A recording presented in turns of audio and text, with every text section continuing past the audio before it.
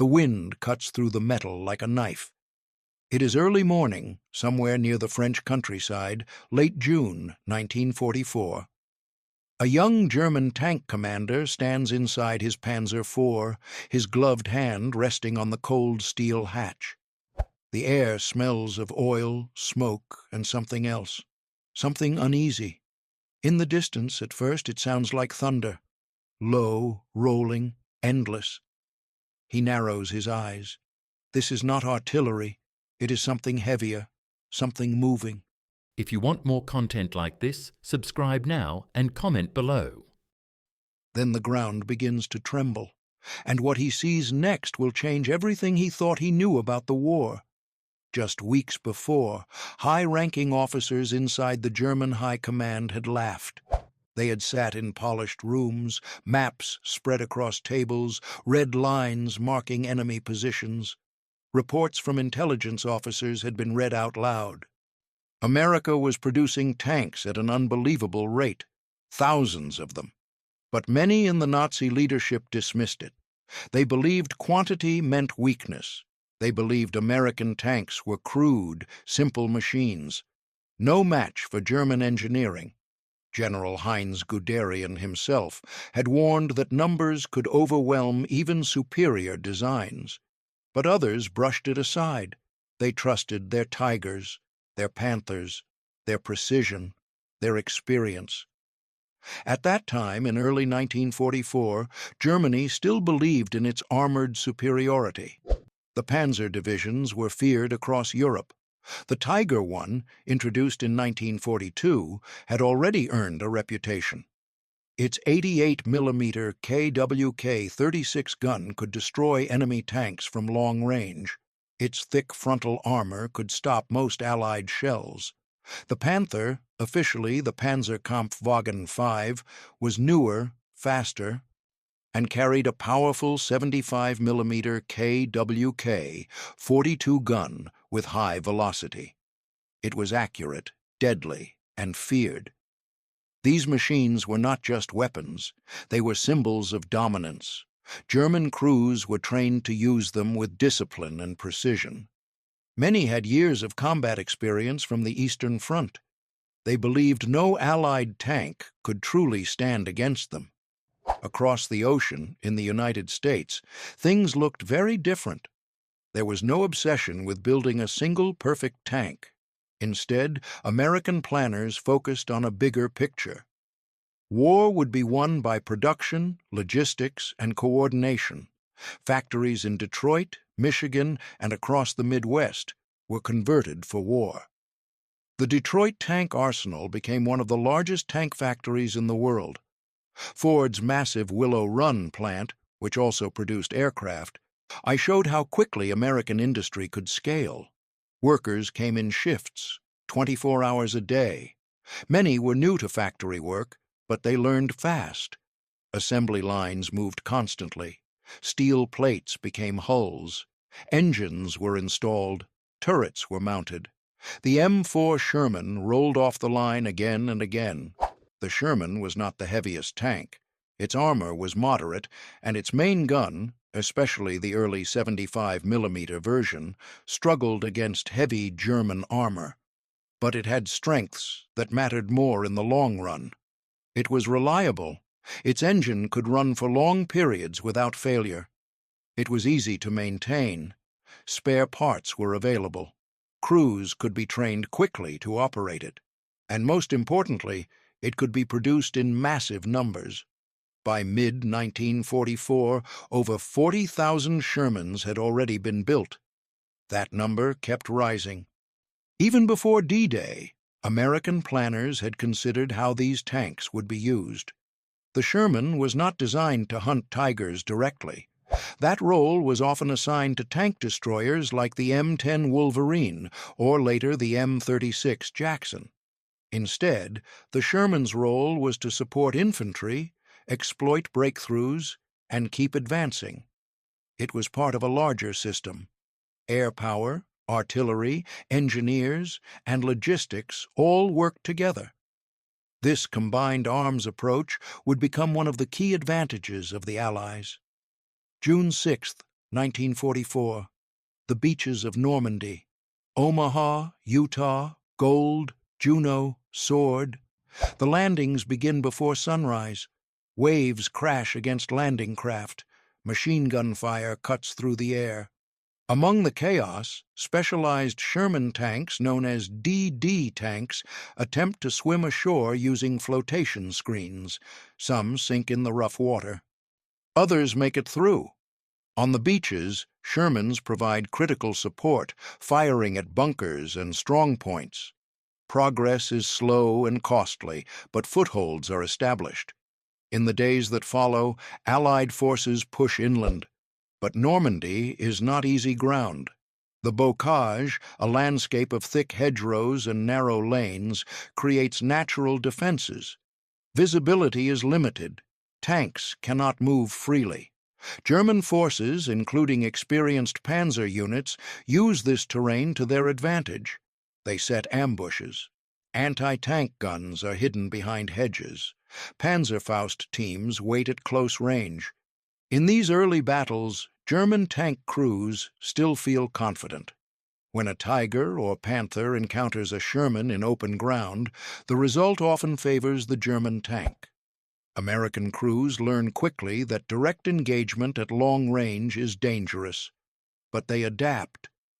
Engineers develop hedgerow cutters, known as rhino devices, welded onto Sherman tanks. These allow tanks to break through hedges instead of going over them, reducing exposure. It is a small change, but it makes a big difference. Tactics evolve.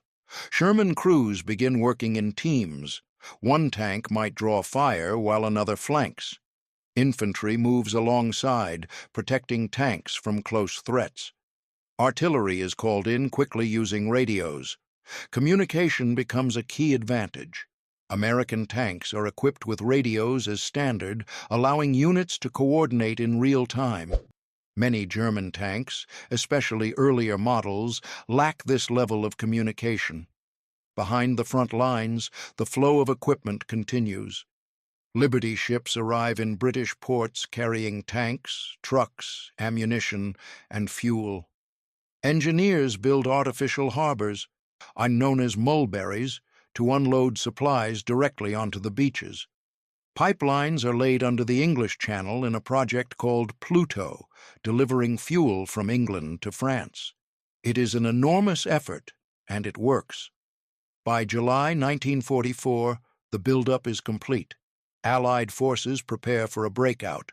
Operation Cobra begins on July 25th near St. Lo. Before the ground attack, over 1,500 American bombers drop thousands of tons of bombs on German positions.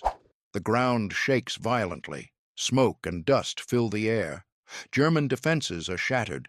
Communication lines are cut. Units are disorganized.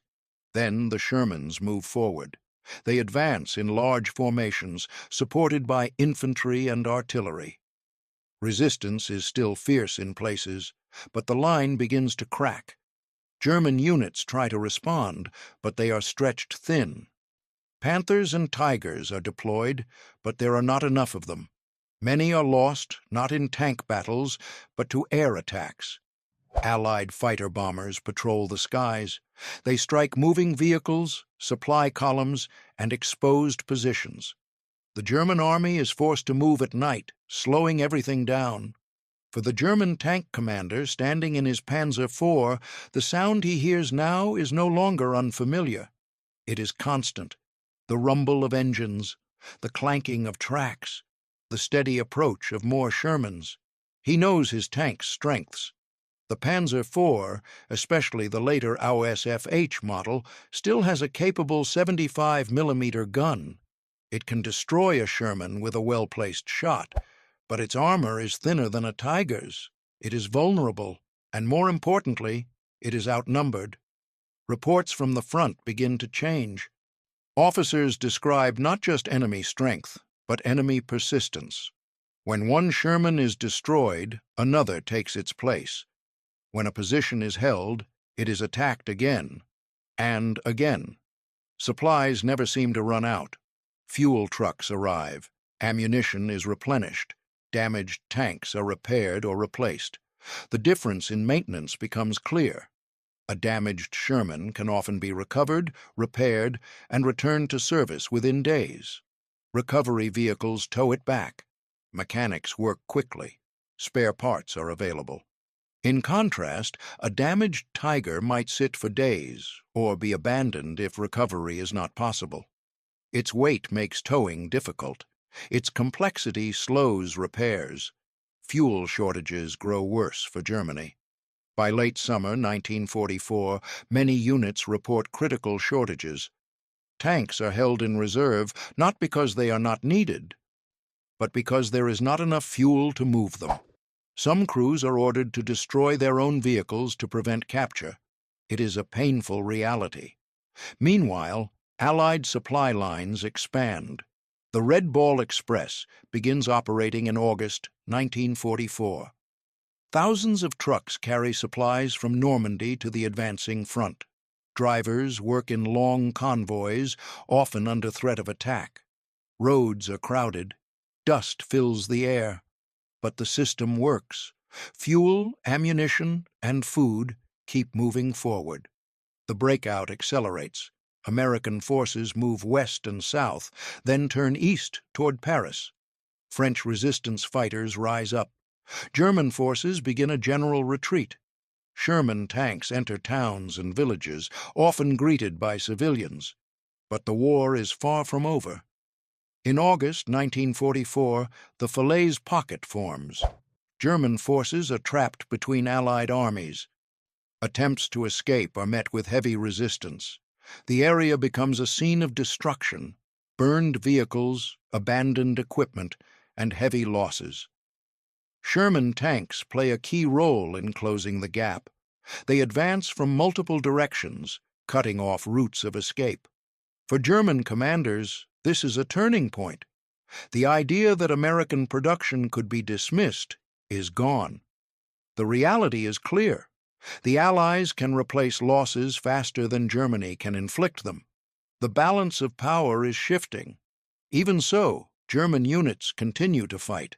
Skilled crews use terrain, camouflage, and tactics to their advantage. There are still moments where a single Tiger or Panther dominates a battlefield. But these moments are becoming less frequent. The larger picture is changing. As the Allies push toward the German border, new versions of the Sherman appear. The M4 A3E8, often called the Easy 8, features improved suspension and a higher velocity 76mm gun. It offers better performance against German armor. British forces use the Sherman Firefly, equipped with a powerful 17-pounder gun capable of penetrating even Tiger armor. These upgrades increase the Sherman's effectiveness. At the same time, American doctrine continues to evolve. Tank destroyer units are used more effectively. Infantry-tank cooperation improves. Air support becomes even more integrated. Communication remains a key strength. December 16, 1944. The Ardennes Forest. Germany launches a surprise offensive known as the Battle of the Bulge. Dense fog and snow limit Allied air power.